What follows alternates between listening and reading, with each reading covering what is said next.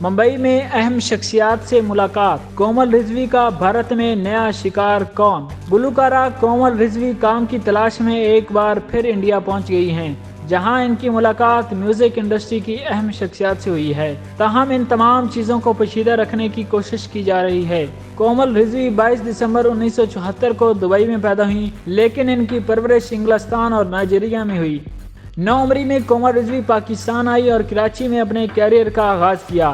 کومل رضوی نے 16 سال کی عمر میں شوبز کیریئر کا آغاز کیا۔ کومل رضوی نے 1999 میں اپنا پہلا گانا باؤجی باؤجی بھنگڑا ساڈے نال باؤجی ریلیز کیا، جس نے بہت تیزی سے مقبولیت حاصل کی اور یوں کومل رضوی راتوں رات شہرت کی بلندیوں تک پہنچ گئی۔ کومل رضوی بھارتی ٹی وی چینل 5 کے نمبر 1 ٹاک شو BBLOA کے میزبان اور کئی بین الاقوامی سولو البم کے حوالے سے مقبول ہیں۔ انہوں نے گلوکاری کے ساتھ ساتھ بہت سے ڈراموں میں اداکاری کے جوہر بھی دکھائے۔ PTV سے 1997 میں نشر ہونے والے سیریل ہوائیں میں ان کی ناقابل فراموش پرفارمنس ناظرین کو آج بھی یاد ہے۔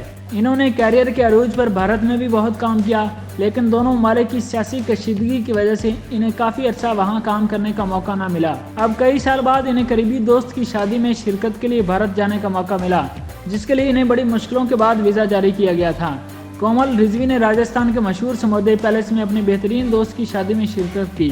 فیشن کے ہر رنگ سے واقف کومل رضوی نے اپنے اس سفر کے دوران بھی انتہائی جدید اور فیشن کے مطابق ایسے ملبوسات اور زیورات زیب تن کیے وہ ہر تقریب میں شاندار لگ رہی تھیں۔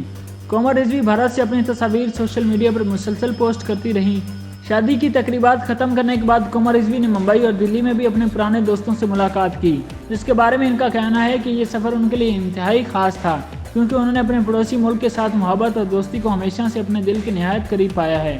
ذرائع نے بتایا ہے کہ کومل رضوی نے ممبئی میں میوزک انڈسٹری کی چند اہم شخصیات سے ملاقاتیں بھی کی جو ان کے ساتھ کام کی خواہشمند تھیں۔ اس سلسلہ میں اگرچہ ابھی تک کوئی حتمی بات سامنے نہیں آ سکی، لیکن گلوکارہ کے قریبی ذرائع کا کہنا ہے کہ کومل رضوی کی آواز جلد ہی ایک بار پھر بھارت میں گونجتی سنائی دے گی۔ البتہ کومل رضوی نے ابھی تک کسی بات کی تصدیق نہیں کی۔